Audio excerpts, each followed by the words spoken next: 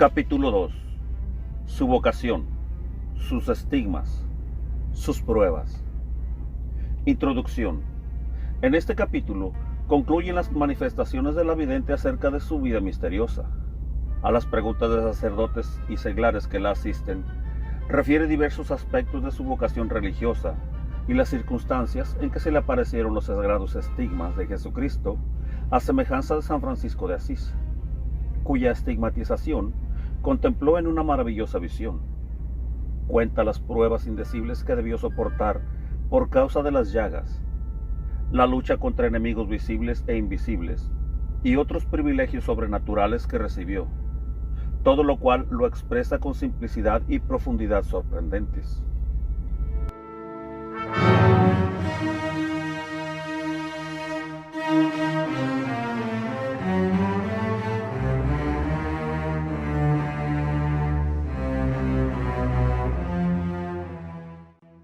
Uno. Siente vocación por el estado de religioso. Todavía era yo muy niña y ya guardaba las vacas, cosa muy difícil y penosa. Como sintiera el deseo de dejar la casa y las vacas para servir a Dios a solas, donde nadie me conociera, se me presentó en una visión que iba yo a Jerusalén. De repente se llegó a mí una religiosa, a la cual después conocí ser Juana Valois, la cual mostraba mucha gravedad en el porte, y tenía consigo un hermoso niño como de mi edad. Comprendí que este niño no era hijo suyo, porque no le llevaba de la mano. Pregunté qué quería, y como yo le refiriese mi deseo, ella me consoló diciéndome: no temas, mira a este niño, ¿lo quieres por esposo? Yo le respondí que sí, y ella me dijo que esperara tranquila hasta que él viniera, y que yo sería monja. Esto me parecía enteramente imposible, pero ella me aseguró que entraría en un convento, pues para mi esposo no había nada imposible. Entonces lo creí como cosa cierta y segura. Cuando volví de la visión, traje tranquilamente las vacas a casa. Esto se me ofreció en pleno día. Tales visiones nunca me inquietaban. Creía que todos las tenían como yo. Nunca he pensado en las diferencias que hay entre las visiones y el trato real con los hombres.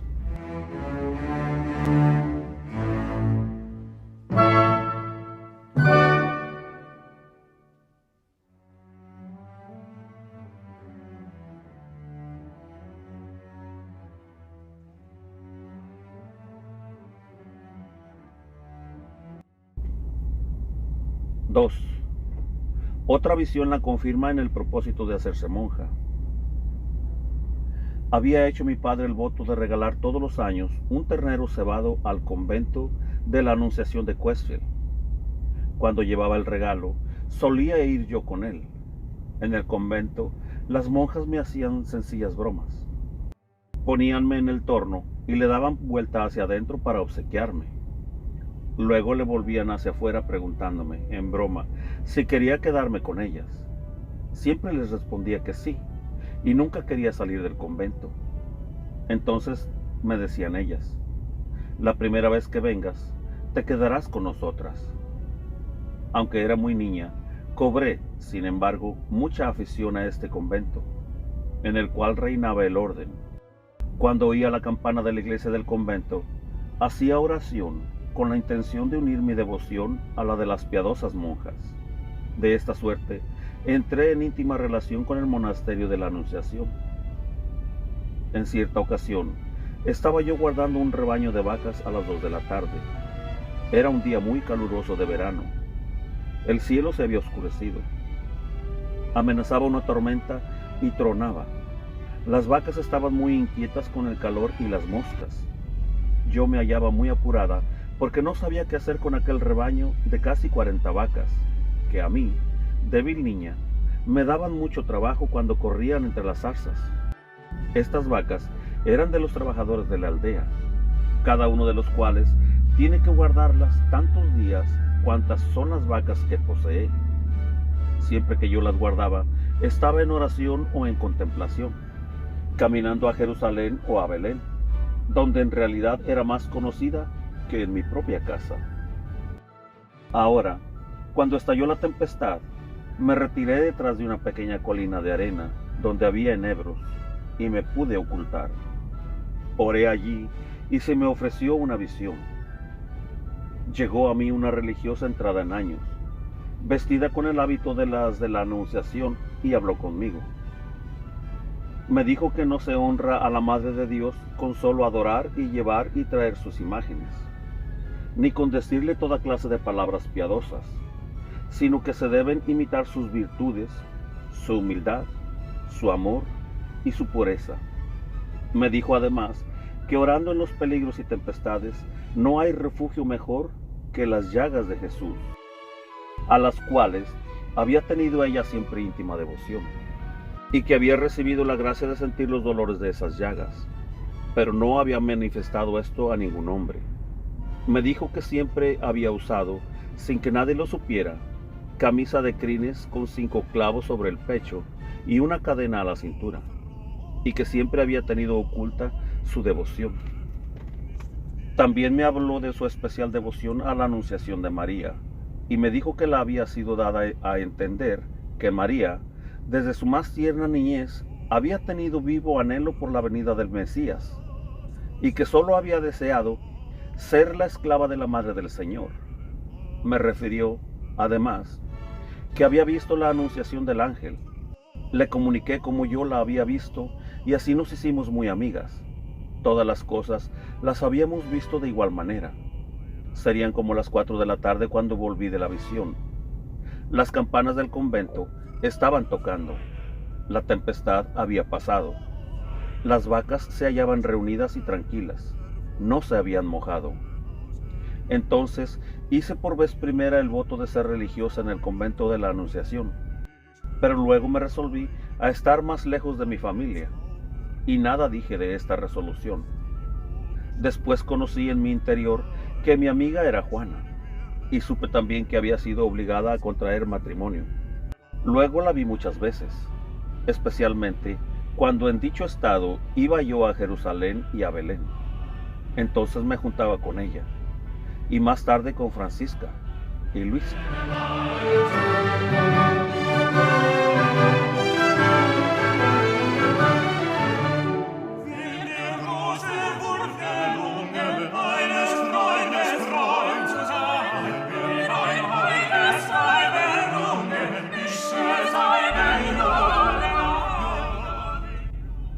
Tercero, aparición de Jesucristo. Unos 4 años antes de entrar en el convento, estaba yo al mediodía en la iglesia de los jesuitas de Westfield, arrodillada delante de un crucifijo, en la tribuna del coro, orando con fervor. Hallábame abstraída interiormente en la meditación, cuando vi salir del altar, donde estaba el Santísimo Sacramento, en el tabernáculo, y llegarse a mí, al celestial esposo, bajo la forma de un mancebo resplandeciente. En la mano izquierda tenía una guirnalda de flores, y en la derecha una corona de espinas. Me ofreció una y otra para elegir. Yo tomé la corona de espinas, y él me la puso en la cabeza, contra la cual me la oprimió con ambas manos. Jesús desapareció, y yo empecé a sentir un molesto dolor alrededor de la cabeza. Pronto tuve que salir de la iglesia, pues el sacristán hacía largo rato que andaba haciendo ruido con las llaves. Una amiga mía, que estaba arrodillada a mi lado, debió haber notado algo en mi estado. Cuando llegamos a casa le pregunté si veía alguna herida en mi frente, y le referí en general la visión que había tenido y el dolor que sentía desde entonces. Ella no vio nada, ni aún pareció admirarse de lo que yo le dije, porque ya conocía en mí semejantes estados, aunque sin tener idea clara de su sentido. Al día siguiente tenía la cabeza hinchada, por encima de los ojos y en las sienes, hasta las mejillas, y sentía vivísimos dolores. Estos dolores y la hinchazón se renovaron con frecuencia, y muchas veces me duraban días y noches enteras. La sangre que salía alrededor de la cabeza no la advertí hasta que mis compañeras me dijeron que mudara la venda, pues la que tenía estaba llena de manchas como herrumbres. Dejé que mis compañeras creyeran esto y puse la venda de tal manera que oculté felizmente la sangre hasta entrar en el convento, donde solo lo ha visto una persona que ha guardado fielmente el secreto.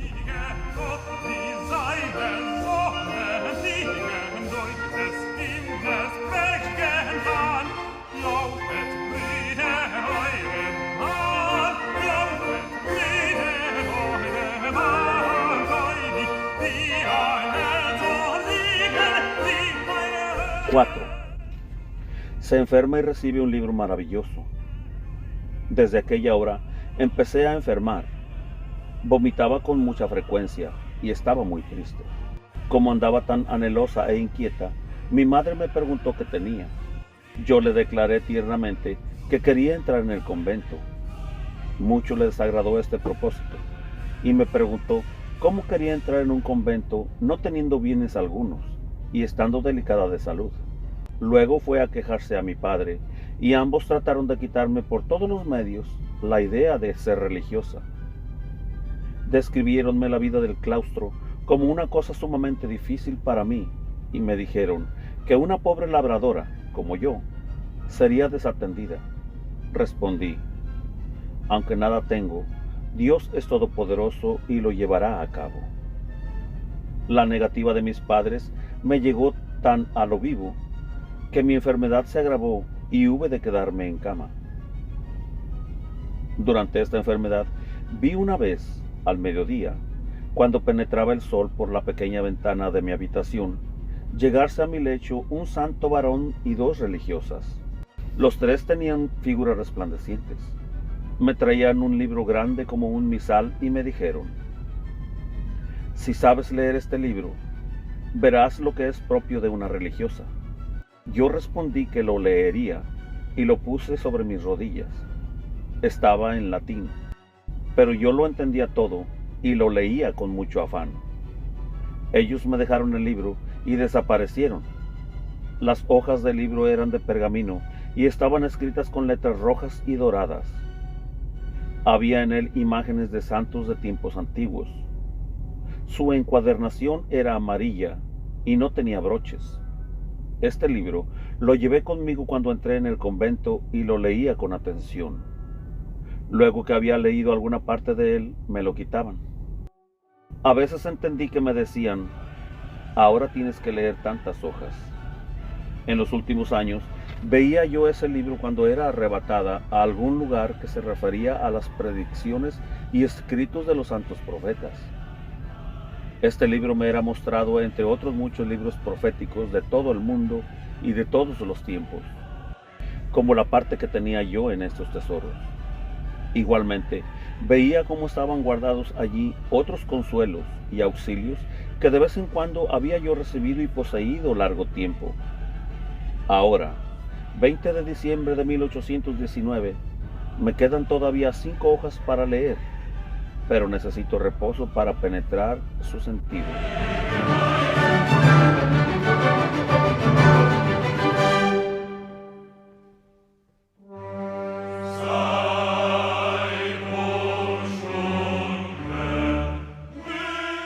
Cinco.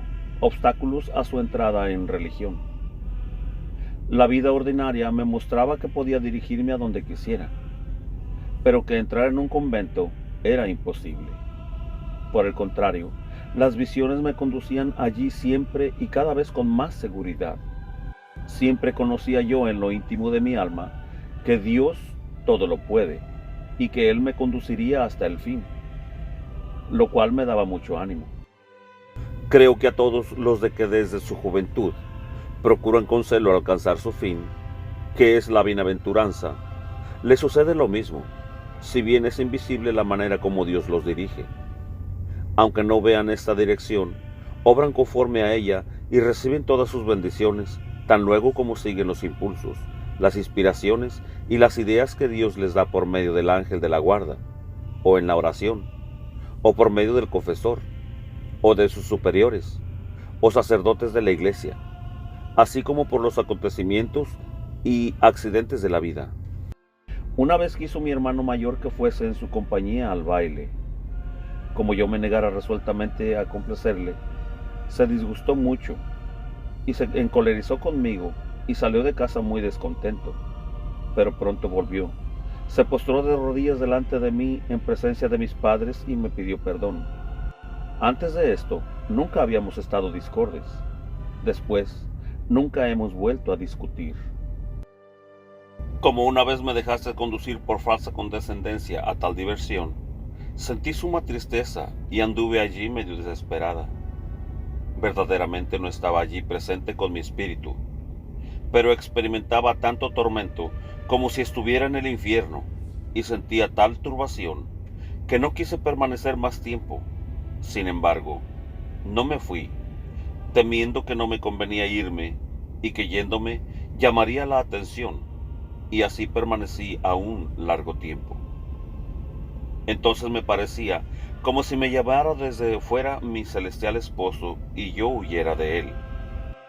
Y como mirando alrededor le buscara, le hallé bajo unos árboles, triste y airado, con el rostro desfigurado y cubierto de sangre. «Qué infiel eres», me decía, «cuánta amargura me causas, qué mal me tratas. ¿No me conoces ya?». Yo le pedía perdón y veía lo que debía hacer para evitar los pecados ajenos. Debía arrodillarme en un rincón y orar con los brazos en cruz, o ir al lugar donde podía impedir que se cometiesen pecados.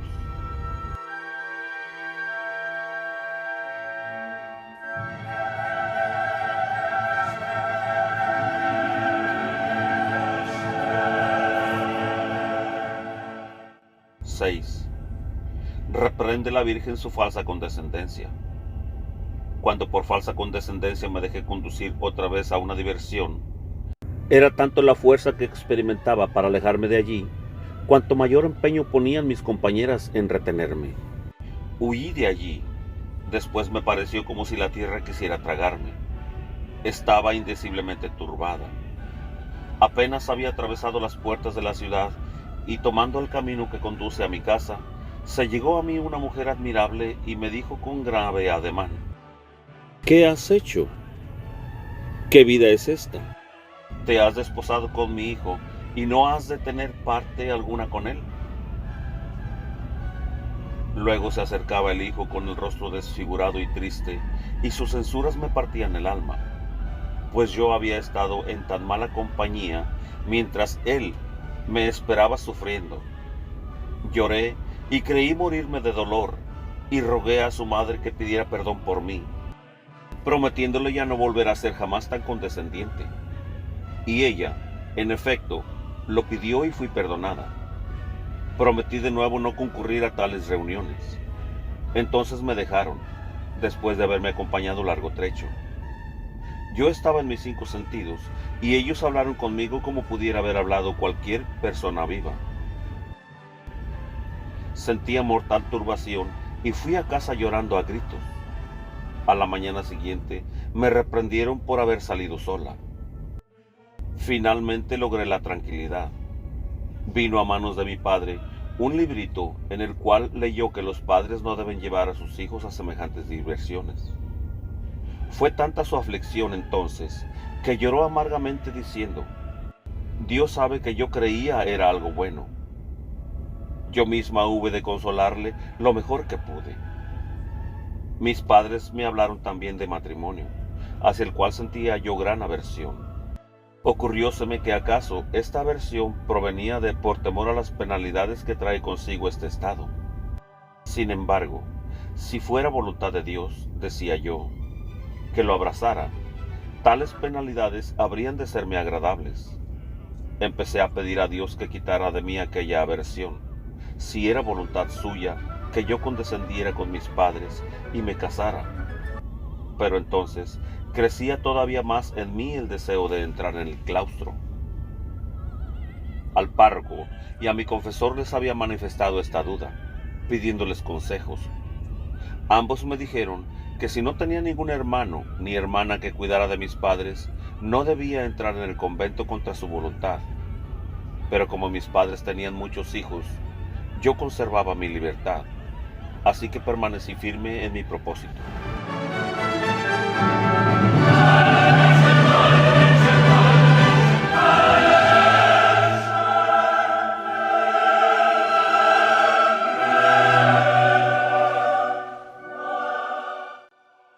7. Entra en la casa de Sonken para aprender el órgano. Para admitirla en el convento, las monjas le exigieron la dote de costumbre, o bien que fuera útil tocando el órgano en las funciones de la comunidad. Como no era rica para hacer el voto de pobreza, entró como criada en la casa del organista Sonken para aprenderlo. Nunca llegué a tocar el órgano. Yo era la criada y nunca lo aprendí, porque apenas paraba en la casa, pues buscaba la manera de ayudar a los que padecían trabajos y miseria. Servía como criada, hacía todas las cosas y daba todo lo mío. ¿Cómo aprendí a pasar hambre? Muchas veces pasaron 8 días sin ver el pan. Nadie le fiaba, ni aun por el valor de 7 cuartos, a la familia del organista Sonken. Todo lo que había ganado cosiendo se acabó y llegué a pasar hambre. Di hasta mi última camisa. Mi buena madre tuvo asimismo compasión y me llevaba huevos, manteca, pan y leche, con lo cual vivían. En cierta ocasión me dijo mi madre: no sabes la aflicción que nos causas queriendo a toda costa irte a un convento. Cuando miro el lugar que en casa ocupabas, se me parte el corazón, pues eres mi hija. Yo le respondí: Dios te lo pague, madre mía, que yo nada tengo con que pagártelo, pero es voluntad de Dios que sean sustentados los pobres por mi medio. Ahora Dios proveerá. Todo se lo he dado, y Él sabrá ayudarnos a todos. Y mi madre volvía a estar contenta. Muchas veces pensaba yo: ¿cómo podré entrar en un convento si no tengo nada y todas las cosas me son contrarias? Pero después, dirigiéndome a Dios, decía: yo no sé valerme, mas tú, que has suscitado en mí este deseo, le darás cumplimiento.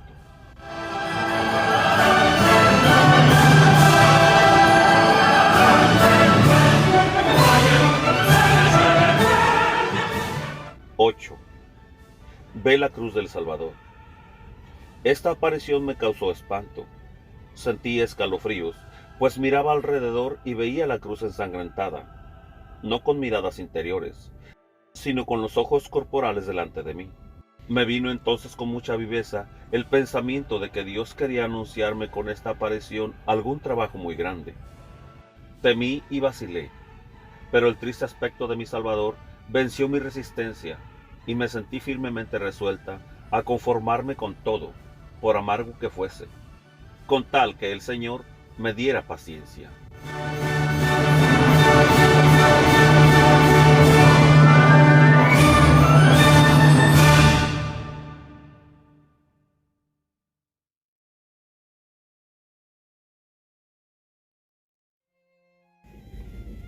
¡9!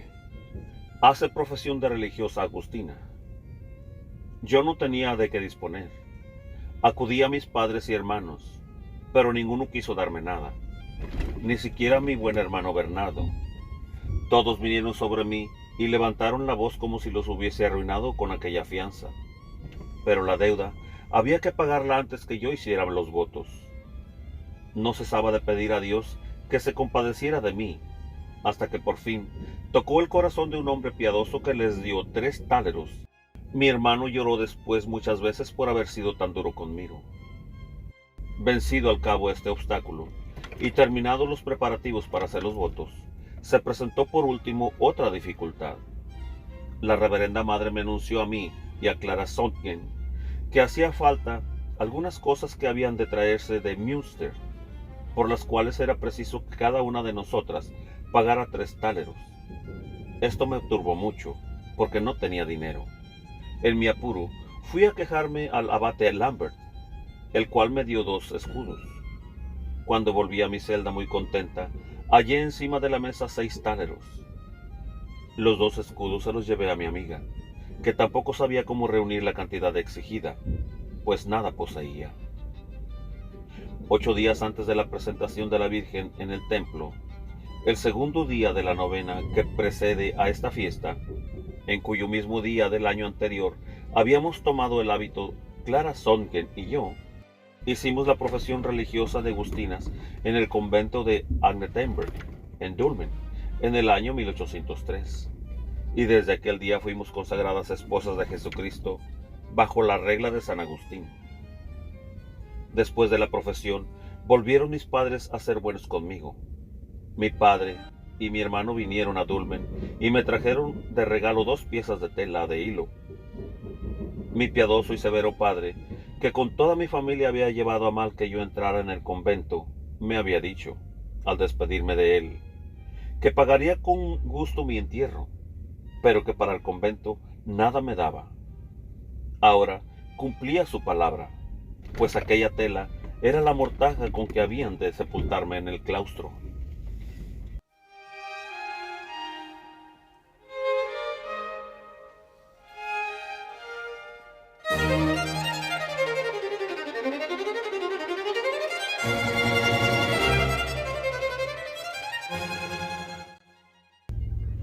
Diez.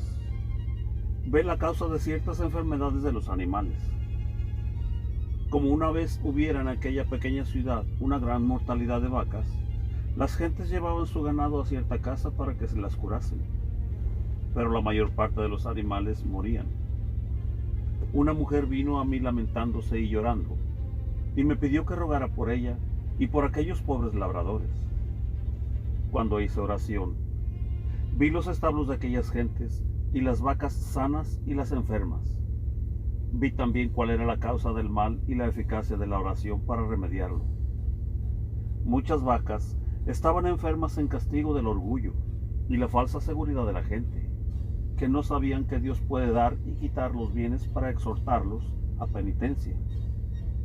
Yo pedí a Dios que se dignara corregirlo de otra manera. Vi además muchas vacas enfermas a causa de la maldición y envidia de los que querían mal a sus prójimos, lo cual sucedía especialmente entre aquellos que no se cuidaban de dar fiel y lealmente gracias a Dios por los bienes que poseían, ni de pedirle su bendición. Junto a esas vacas vi yo una como oscuridad, en la cual se deslizaban sombras negruzcas y siniestras. La bendición no solo consiste en descender la gracia de Dios sobre nosotros, sino también en quitar los efectos de la maldición. Las vacas que, según había visto yo, habían sido perdonadas por la virtud de la oración, se diferenciaban de las demás en algo muy luminoso, y de las que se curaron vi salir un vapor oscuro, así como vi oscilar cierto brillo luminoso sobre las que habían sido bendecidas desde lejos por la oración.